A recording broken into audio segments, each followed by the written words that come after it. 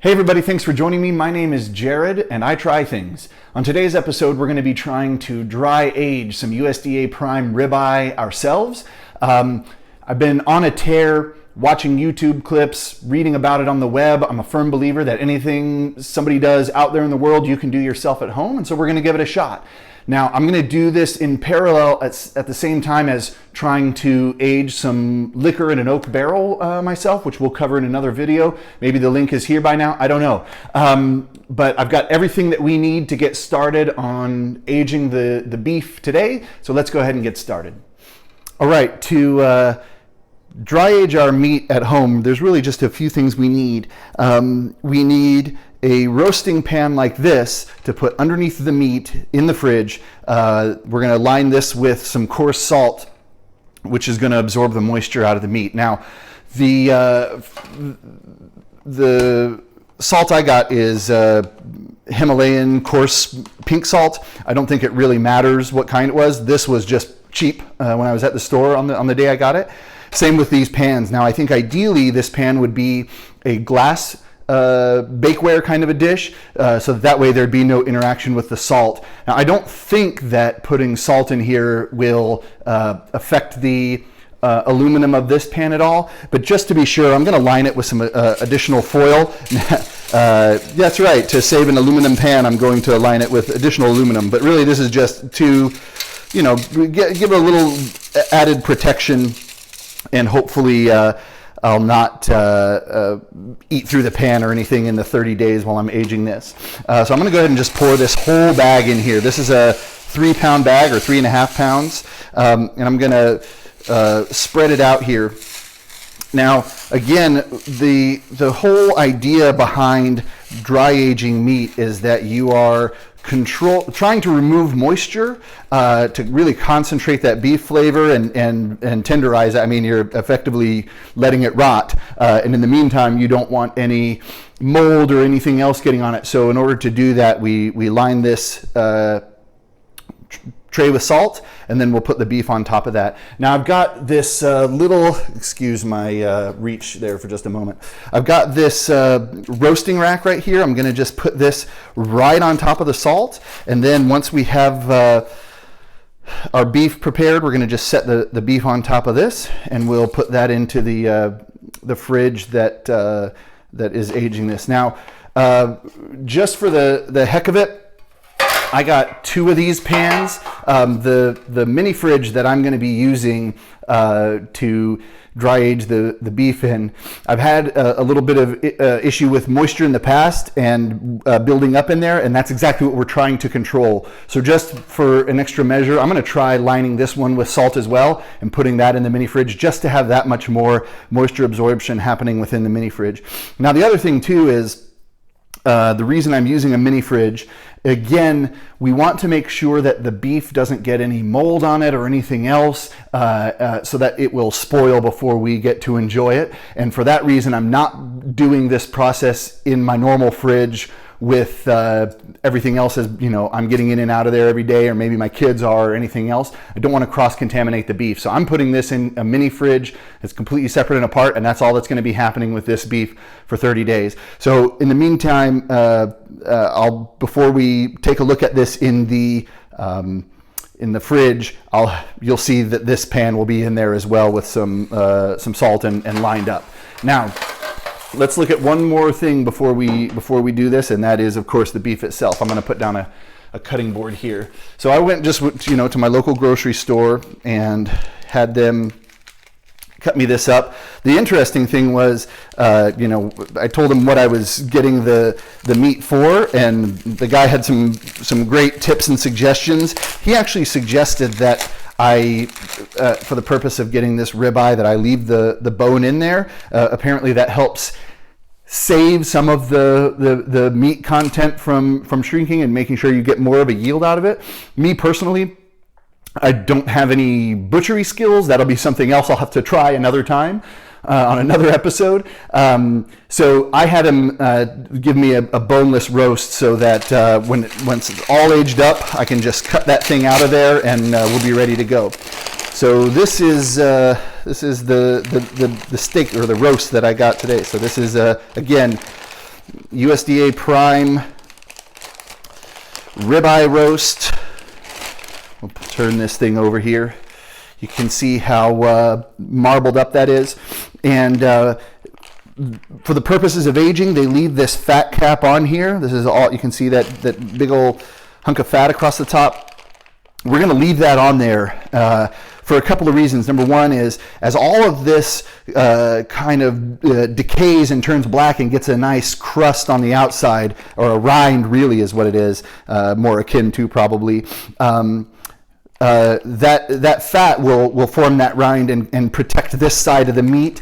And you know, when this is all said and done, we'll have much smaller steaks, probably more of a center section here. We'll trim everything on the outside, and hopefully we can get maybe 3 or 4 good steaks out of this thing. So one more thing I'm going to do just before we put it into the pan. I'm going to take this out here and just set it there.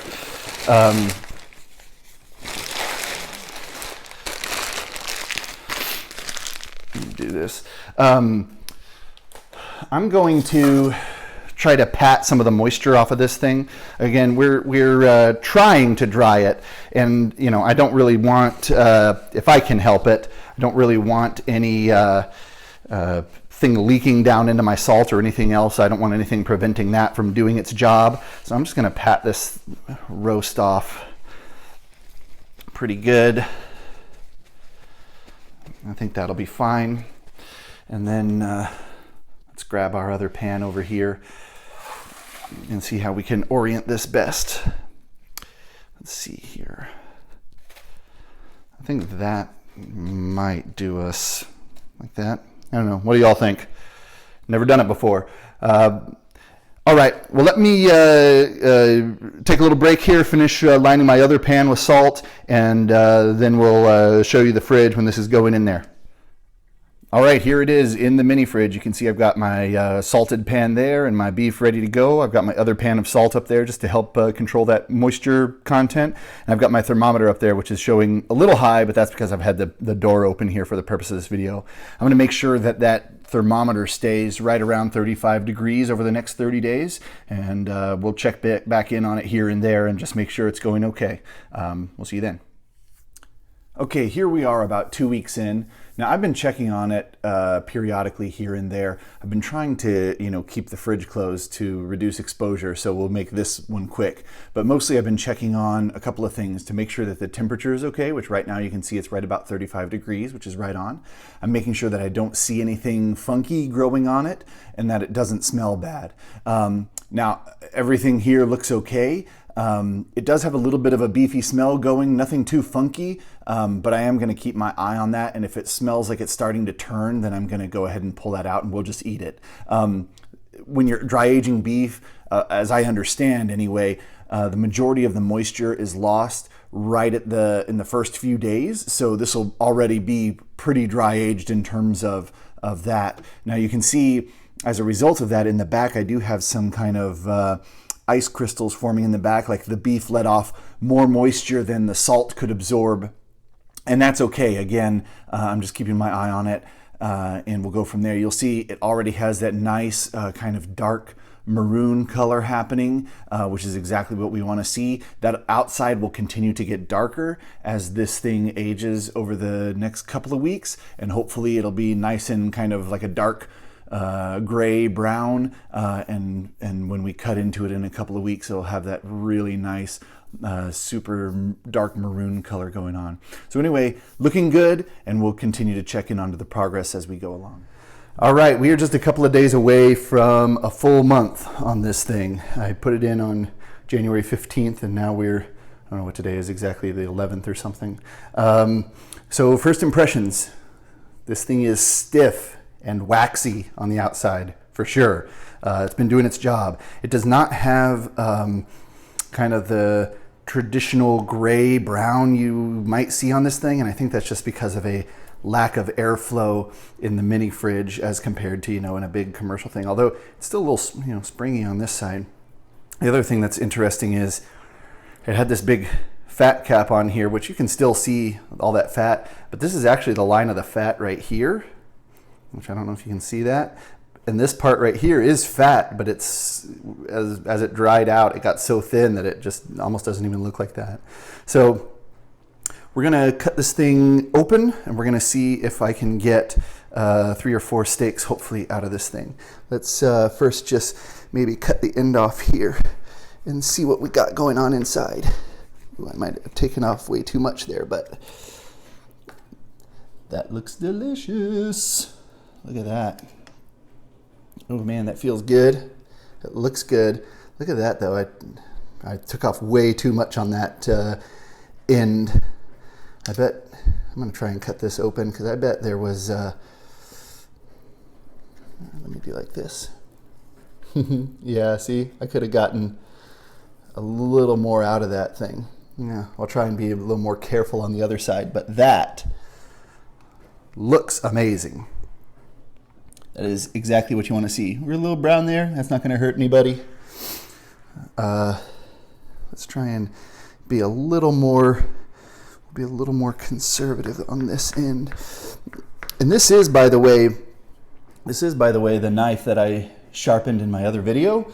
So far, it's doing a good job of getting this thing open.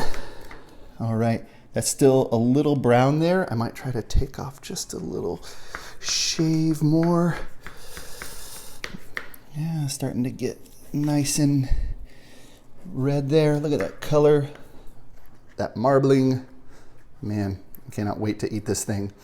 So the method we're going to use to cook it, and the reason I bring it up now, as opposed to, is I'm not sure I'll get footage of it to show you.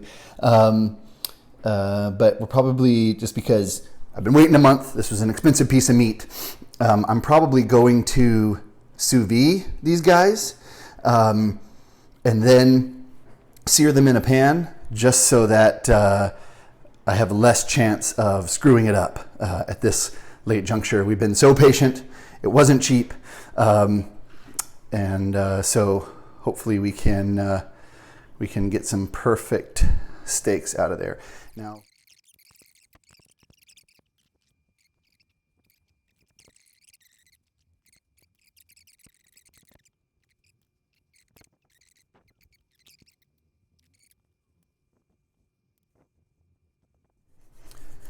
what I liked about doing this too is, you know, as I was researching doing this, there's several companies that make products to help dry age beef from, well, I guess I don't want to make anybody angry, but you know, special kinds of vacuum bags and appliances that do things. And I mean, yes, in a steakhouse, you know, they have the big refrigerator that they do this in, so in that way they have an appliance. But I just, you know, they don't have anything too special besides a refrigerator and big ass fans, you know, that blow air around them and whatnot. So I just knew we could do this without all of that hullabaloo. In the end, if we have something that's relatively steak shaped, relatively steak colored, and relatively steak flavored, I think we will have been successful. Starting to get diminishing returns on what I'm taking off here. But what I'll do is, really quickly, I'll cut these into steaks. 1,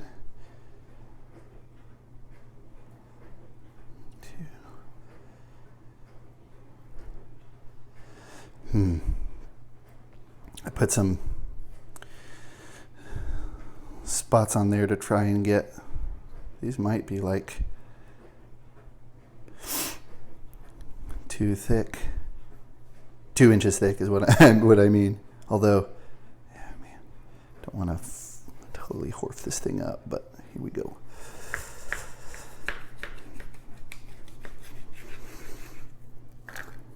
Woo-hoo-hoo. That looks absolutely edible.